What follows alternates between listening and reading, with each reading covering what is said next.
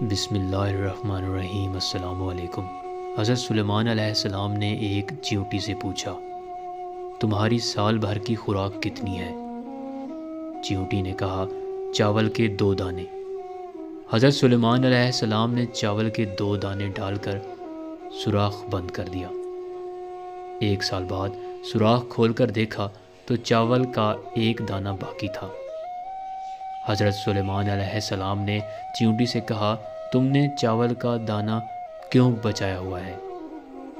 तो चींटी ने कहा, पहले बात खुदा की थी कि अगर मैं 2 दाने खा भी लूँगी तो वो और देगा, लेकिन इस बार मेरा रिज़्क इंसान के हाथ में था, इसलिए चावल का दाना बचा कर रखा कि फिर मिले या ना मिले, हमारी रोटी हमें ही दे है खुदा, तेरे बंदे ज़लील करते हैं।